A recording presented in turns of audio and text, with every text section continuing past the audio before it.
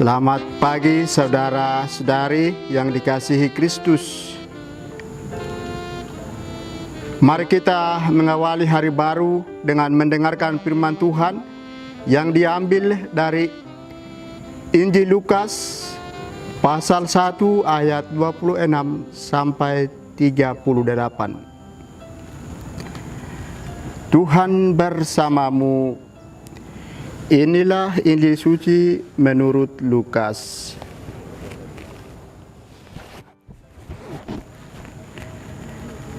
Dalam bulan yang ke-6, Allah mengutus malaikat Gabriel ke sebuah kota di Galilea bernama Nazaret kepada seorang perawan yang bertunangan dengan seorang bernama Yusuf dari keluarga Daud.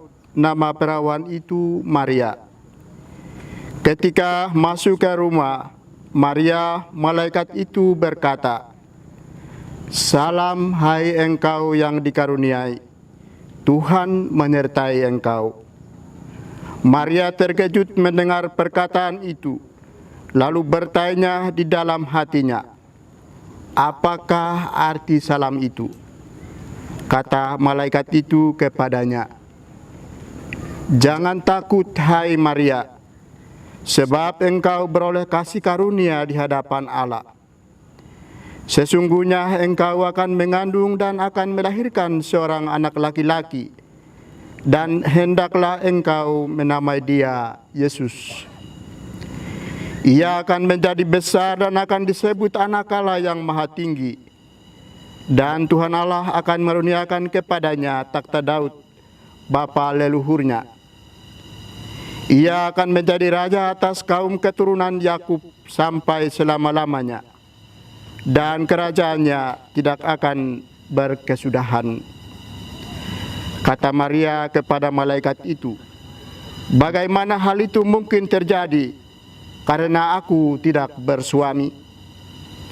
Jawab malaikat itu kepadanya, "Roh Kudus akan turun atasmu, dan kuasa Allah yang Maha Tinggi akan menaungi engkau. Sebab itu, anak yang engkau lahirkan itu akan disebut kudus, Anak Allah. Dan sesungguhnya, Elisabet sanakmu itu, ia pun sedang mengandung seorang anak laki-laki pada hari tuanya.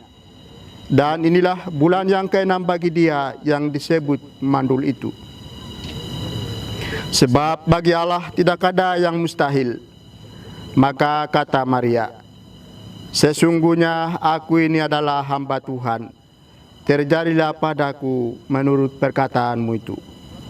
Lalu malaikat itu meninggalkan dia. Demikianlah sabda Tuhan. Saudara-saudari yang dikasihi Kristus, tema yang akan kita renungkan pada hari ini, jadilah menurut perkataanmu. Saudara, hari ini hari raya kabar sukacita. Kelahiran Yesus dipersiapkan oleh Allah dengan meminta kesediaan dan kerjasama dengan wanita sederhana dari Nazaret, yakni Maria. Kabar sukacita tentang rencana Allah mengutus putranya yang tunggal disampaikan dalam kesederhanaan. Dunia akan mendapatkan sang penyelamat yang akan dilahirkan dalam sebuah keluarga sederhana. Berita tersebut tentu sangat mengagetkan Maria. Namun dengan pasrah dan rendah hati, ia memutuskan untuk mengikuti skenario Allah terhadap dirinya. Terjadilah padaku menurut perkataanmu itu. Peran Maria sebetulnya dapat saja diserahkan Tuhan kepada seorang wanita yang lain. Kalau Tuhan memilih Maria untuk menjadi bunda yang melahirkan Yesus, tentu Tuhan memandang kesederhanaan pribadinya sebagai satu kekuatan yang layak disembahkan untuk penyelamatan manusia.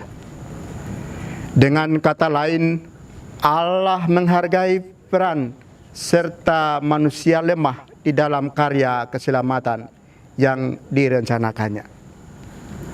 Menghormati Maria berarti menghormati penghargaan Allah atas pribadi manusia yang tidak sempurna. Ternyata Tuhan tetap memberikan tempat bagi kita yang tidak sempurna ini dalam karyanya. Saudara, dengan merayakan kabar sukacita ini, kita disadarkan pula bahwa dalam diri kita hadir Roh Allah sendiri.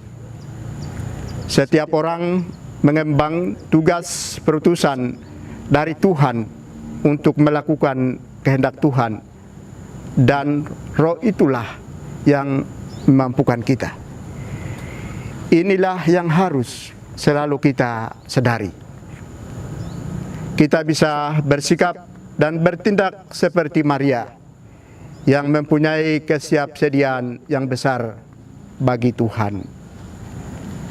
Iman dan keteguhan hati Maria menjadi cermin bagi kita untuk tetap teguh dan percaya ketika kita dihadapkan pada kenyataan hidup yang membingungkan. Karena itu, baiklah kita tetap menjadikan Bunda Maria sebagai Bunda Iman yang senantiasa mendoakan kita pada putranya. Kita bersedia datang kepada Yesus melalui Bunda Maria sebagai Bunda pembantu abadi. Amin.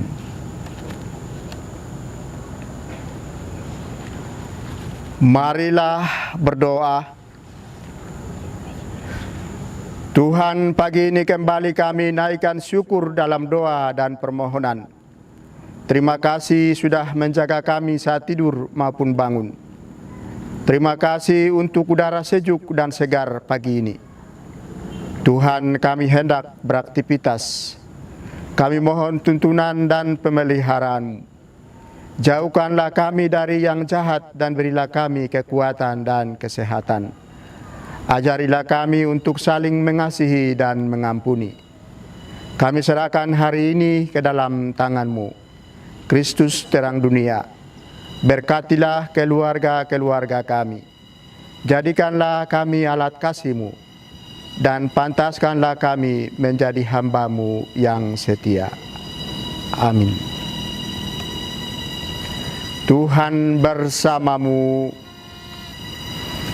Semoga keluarga kita, orang-orang yang kita kasihi dan doakan, seluruh aktivitas kita hari ini dilindungi, dibimbing dan diberkati oleh Allah yang Maha Kuasa, Bapa dan Putra dan Roh Kudus.